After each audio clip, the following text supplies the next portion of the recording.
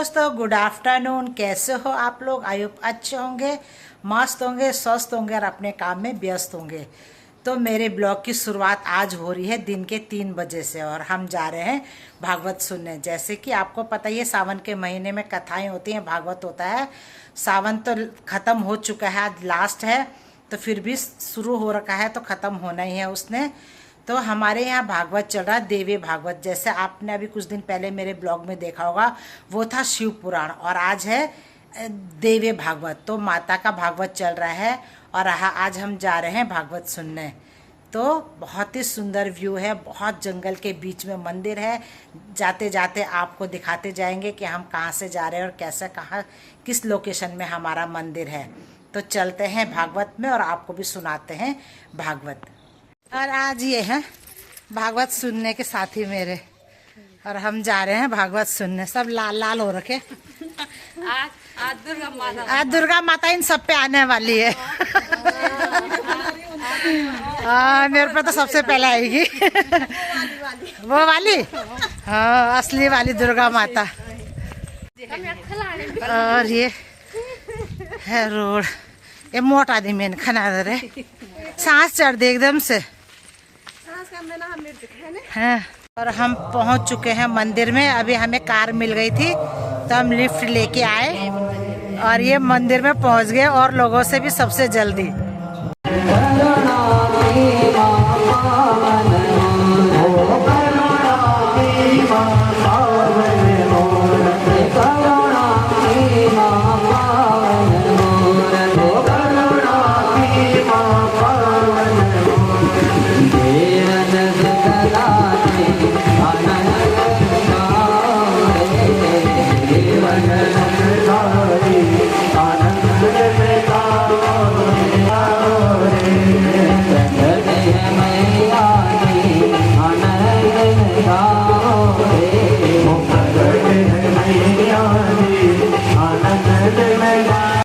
राम जी का ये क्या कर पिता ने कहा कि देखो ना, जो ब्राह्मण वहां सामने से आ रहे हैं उनमें आज मुझे वो ब्राह्मण के रूप नहीं दिख रहे हैं, बल्कि आज उनके अंदर मुझे अपने ससुर का दर्शन हो रहा है। ब्राह्मण ऐसा है, आप जिस भाव से उसका दर्शन करोगे तो धरती का देता है। अगर श्रद्धा होगी किसी भाव में वो आपको दर्शन देता है। और यहाँ गोविंद नाम के ऋषि कहते तूने ब्राह्मण को आचार्य बनाया, उसको तो श्रद्धा नहीं लगी। अरे वो तो तेरे यहाँ देवता आया गया,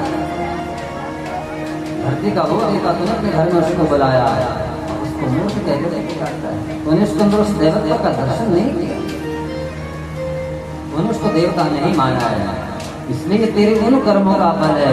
तेरे यहाँ देवता आएगा नंबर 1 का मूर्ख। देवदत्त वहाँ गुरुदेव के चरणों में गिर पड़ा। संत का स्वभाव होता है क्षणे रुष्टा क्षणे तुष्टा, संत हृदय नीत समाना,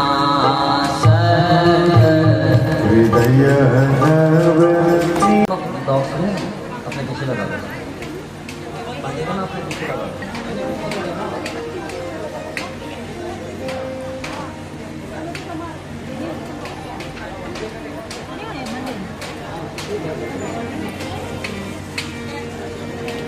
भक्त वत्सल भगवान की जय। इसको कहते हैं समझना जरा, कभी कभी वाणी ऐसी बोलनी चाहिए कि किसी को अप्रिय न लगे, और कभी कभी आपकी वाणी के द्वारा आपके झूठ बोलने से किसी निर्दोष की रक्षा हो रही है, उसको हमारे यहाँ झूठ नहीं कहा गया। सिर्फ आपने उसका रक्षण तो किया है। कभी कोई गाय को मार रहा हो, वहां पर आपकी झूठ से उस गाय की रक्षा हो जाए, वो झूठ नहीं कहलाता। किसी ब्राह्मण की रक्षा हो जाए, झूठ नहीं कहलाता। किसी का विवाह हो जाए, रिश्ता बन जाए, झूठ नहीं कहलाता। यहाँ माँ परमा भगवती सरस्वती के रूप में इनकी वाणी में आया, और इनकी वाणी में ऐसा वैशिष्ट प्रकट हो गया, ऐसी निर्णायक बुद्धि इनको इनके जीवन में आ गई। अनुकूल नहीं है तब तो है। यहाँ पे तब ने वही समझाया, कहा कि रानी इस समय तुम्हारे अनुकूल नहीं है, देखो ना अचानक राजा चले गए, फिर तुम्हारे पिताजी चले गए और वो वहाँ हमको मारने के लिए आ रहे हैं, तुम्हारे बेटे को मारने के लिए आ रहे हैं। इसलिए इस समय यहाँ से निकलने में फायदा है,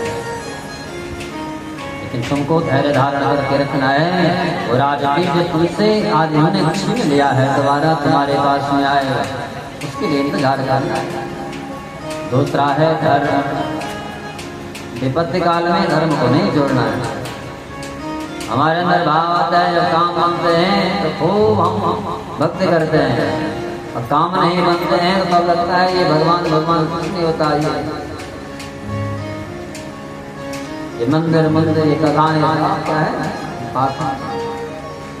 उस समय भी धैर्य रखना है, उस समय भी अपने जीवन से उस धर्म को त्यागना नहीं। अरे हम तो सनातनी हैं, सनातन में और क्या है, धर्म ही तो है, और हमारे जीवन से धर्म चला गया तो फिर क्या रहेगा। भारत भूमि धर्म प्रधान भूमि है, यहाँ से धर्म का ह्रास हो गया तो फिर इस भारत भूमि का भी कोई अस्तित्व नहीं है, और हमारा भी कोई अस्तित्व नहीं है। और तीसरा है मित्र। आप आपत्ति काल में हैं और मित्र आप हॉस्पिटल में शरीर में रोग लगे हुए, उस समय आपको मित्र की आवश्यकता है, आपको धन की आवश्यकता है। आप अपने मित्र को फोन करें कि भैया थोड़ा इतना पैसे भेज दें, वो वहाँ से बहाने लगा है। ऐसे मित्र का क्या क्या इसने विपत्ति काल में आपका साथ नहीं।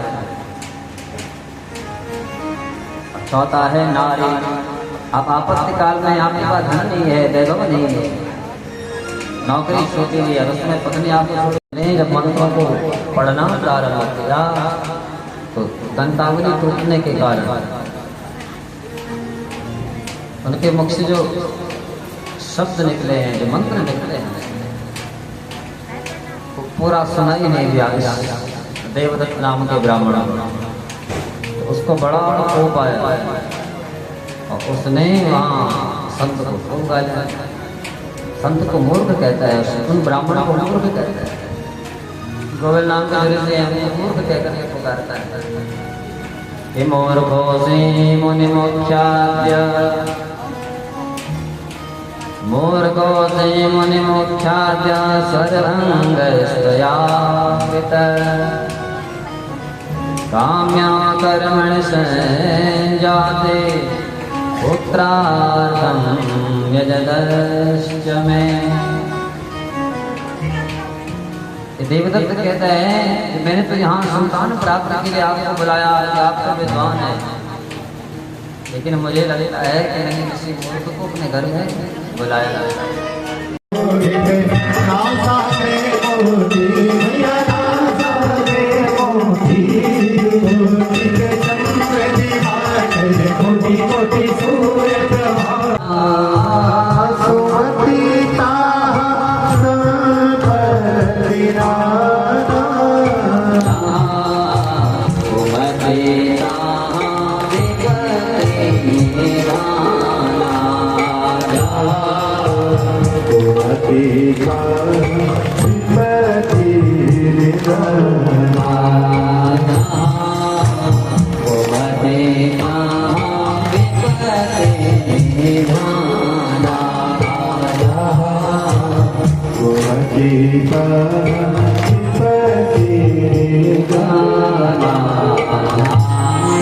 सुमति क्या है?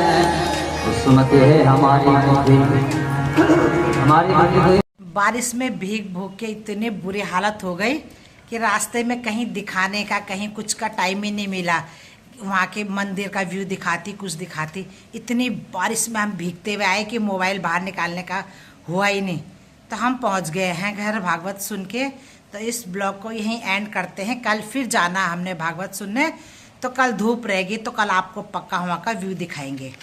तो इस ब्लॉग को यहीं एंड करते हैं, मिलते हैं अगले ब्लॉग में। तब तक देखते रहिए मेरे ब्लॉग। धन्यवाद, थैंक यू। जय हिंद, जय भारत, जय उत्तराखंड।